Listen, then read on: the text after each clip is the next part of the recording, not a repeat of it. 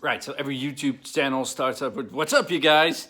And I'm not very original, so I'm gonna start off with "What's up, you guys?" myself. My name is Niels, and this behind me, is my '68 VW T2a Bus, which I'm trying to get ready for the Dutch MOT or rules and regulations sort of thing, to get it on the road legally here. And I thought I was almost done, but I'm not, because I managed to find out why this bus has been sit still since the 80s, which is the gearbox. Gearbox is, at least I think it's, because it won't get into fourth gear anymore. I've replaced everything in between the gearbox, the engine, and the gear lever itself. So yeah, I'm pretty sure it's the gearbox that's at fault. So I wanted to do a sort of a how to replace a gearbox of a VW bus, and this is going to be it. So follow me into my journey of replacing this gearbox, and maybe when everything goes well and I'm finding time to replace the gearbox and edit videos as well, then I might do a few more videos on how this bus right here is going to get road legal in the Netherlands. Right, and replacing a gearbox means I have a replacement gearbox ready to go, which is sort of right, or sort of true, because I have a gearbox, but it's not really ready to go, as you say. This is it. Let me see if I can change the camera position. Yeah, so this is it, the replacement box, which has to go into this bus. Yeah, so the replacement gearbox, it's a 3-rib gearbox, as they call them, because of these 1, 2, 3 ribs. It's a CA, if I'm not mistaken, a gearbox, a CA, which is, yeah, it looks like CA, looks like an A. So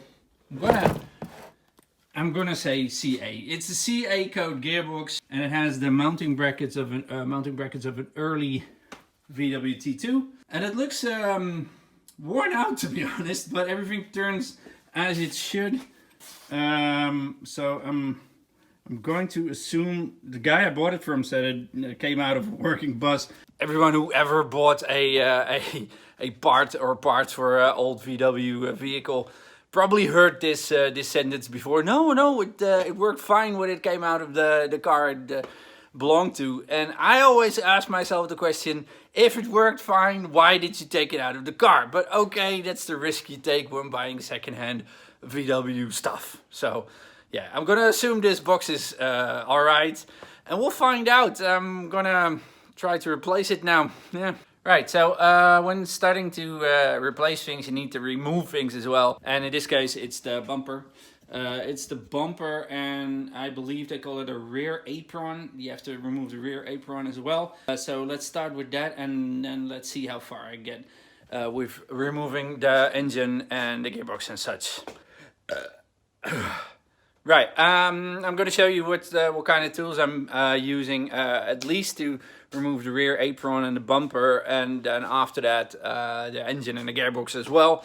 I'm going to start off with a large, what do you call it, wrench, spinner, rattle, I don't know, thing. I don't know what it's called in English, but this thing is right here. Leave it in the comments, what do you call this thing in English. Right, this is all in millimeters, so no inch stuff. 19 millimeters, a 17 millimeters, and a 15 millimeters, and a 10 and a 13, and this will allow you to remove bumper and rear apron.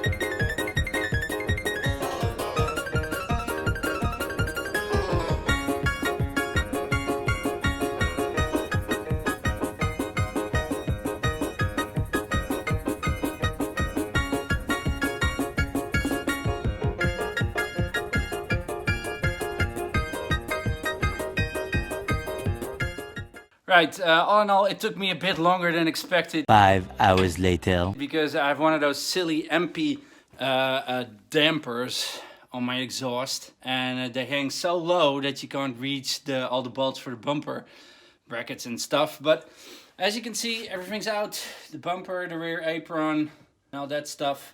And we're gonna untie the engine, or however you want to call it, disconnect everything, and then bolt it out of the bus.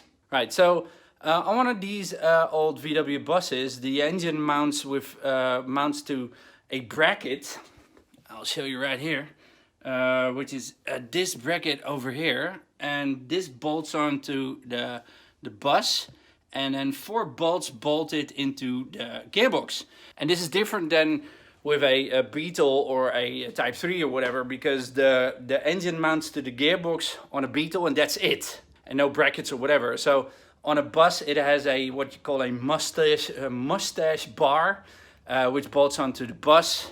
The engine bolts onto that mustache bar and also to the gearbox. So I have to deconnect or unconnect or whatever. I'm Dutch, so give me a break.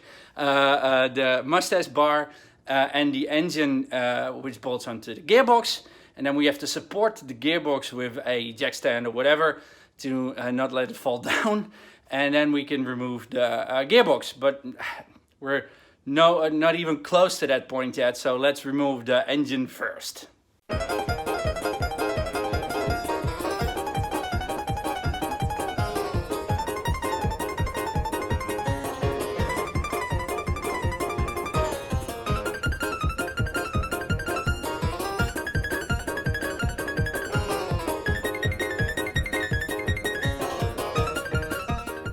Okay, so when taking out a engine out of a old VW, you should really take care that you disconnect everything.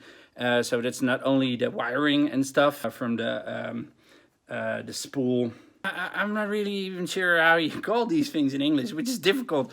I'm trying to do this in English for all you international viewers out there, but I don't know half the things I'm actually detaching, or at least the English name for it. So please hit me up in the comments and help me out here with naming all these things. I've got a Haynes manual right over there, which is in English, but I'm too lazy to find out. So I'm just gonna continue and keep calling things a thing instead of the actual name, which it's called by.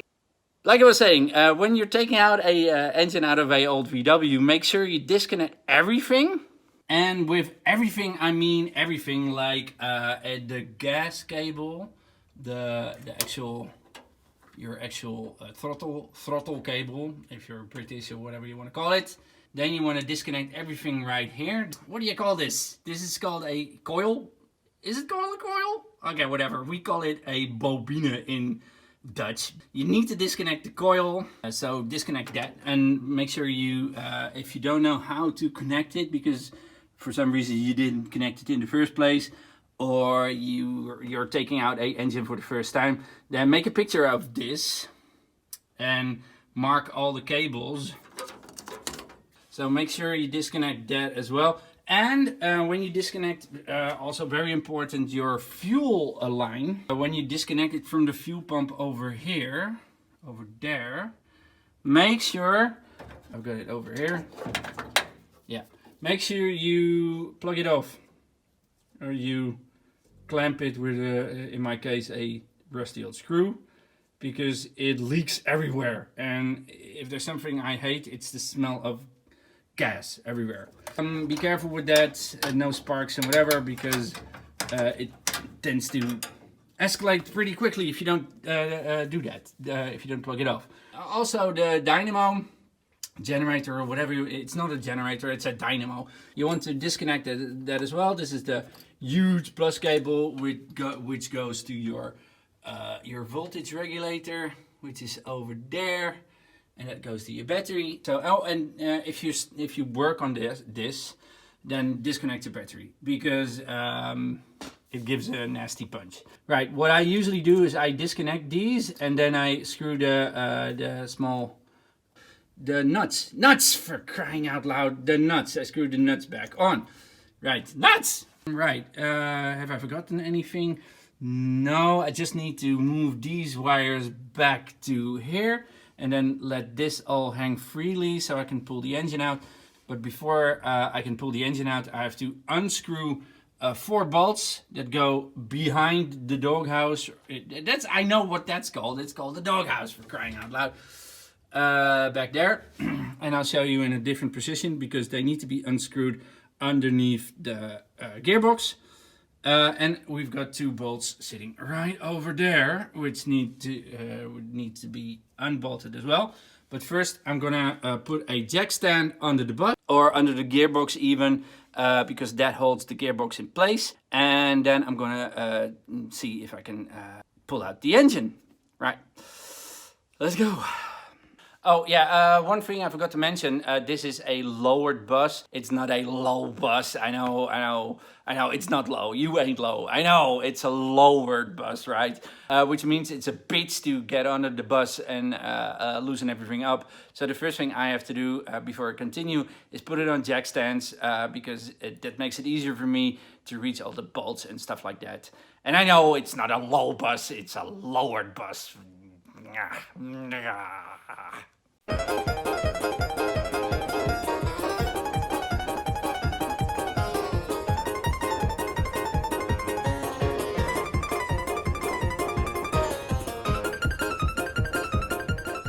Right, so there's a proper way to put a car on jack stands. There's actually 2 ways. There's the safe way and there's my way. And please find out for yourself what the most safe and responsible way is to put a car on jack stands. But as you can see, the car is on jack stands right now, which means I've got all the room, or at least plenty of room, to get to the, yes, there it is, the gearbox and the 4 bolts that hold the engine up on the gearbox. Let's get those loose. Right, I'm actually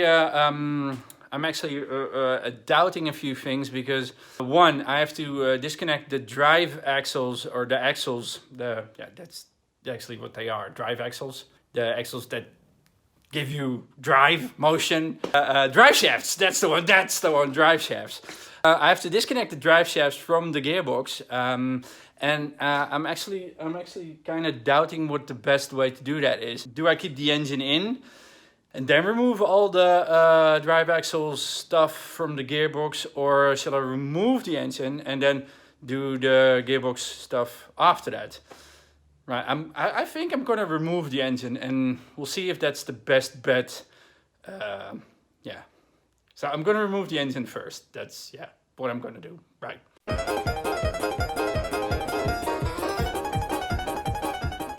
And after a few minutes of cussing and all sorts of strong words, I managed to unbolt everything, and I'll just show you what I actually unbolted to do the final step, and that's get the engine out of the actual bus. Here we go. Right, so if I show you on this gearbox, which is already out, then there are 4 holes here. 1, 2, and then down here. There it is, 3, and on the other end there's 1 as well.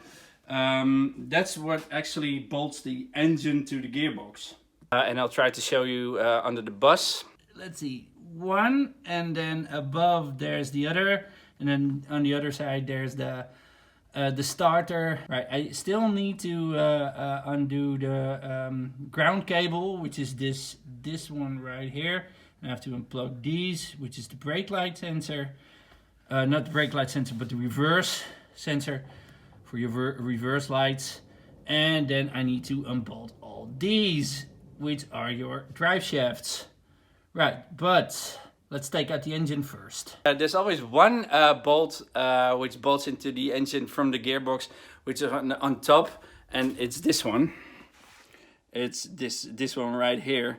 And that always beats the out of me every time. Every time I try to bolt it or unbolt it, I'm having the most difficult time. But okay, let's check out the engine. I've got a jack stand underneath the engine. You don't even have to do this, because if you've got a stock height bus, then you don't even have to put it on jack stands. You can just slide a jack underneath. And I've got this handy dandy cart with a hole in the middle, so I can squeeze my jack stand in.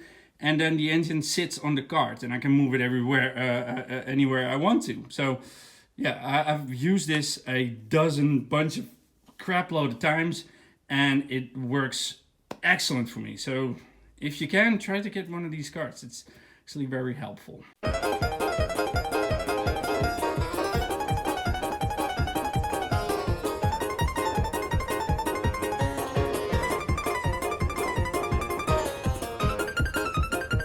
So the engine's out. I can show you the gearbox, and I can show you the 4 bolts. That's this one right here, this one right here, and this is the starter. And then there's 2 more right here and right there. Right, then there's one more thing. This is my fuel line, which, as you can see, goes all the way up here to the fuel tank. But I just plugged it off. There it is. So I need to unbolt this again and then run it through the firewall to get it out. Oh, I forgot to mention, by the way, if you take an engine out, then disconnect your heater boxes as well. These are the heater boxes, and usually mine are not connected, but usually these are connected with a wire to these levers. And you need to disconnect those before you take the engine out as well. Yeah, so yeah. So now I'm gonna take off the clutch. I'm gonna take off the thing that engages the clutch. Again, I don't know the words. Pressure plate? I think it's the pressure plate, yeah. I think it's the pressure plate. And then I'm gonna disconnect the drive shafts and try to get the gearbox out. But it's going to be in part 2, because I'm making this a 2-parter. And I'll see you on the next in the next part, where I take the gearbox out of my VW T2a Bus from 1968. If you like this stuff, please subscribe, or whatever it is. Subscribe, press a bell, or whatever. And if you if you know all the words I can't come up in English, then please drop it down in the comments. I'm not South African, I'm Dutch, so please excuse my inability to name things. Yeah. Alright, see you next time in part 2, where I take the gearbox out. Thanks, bye!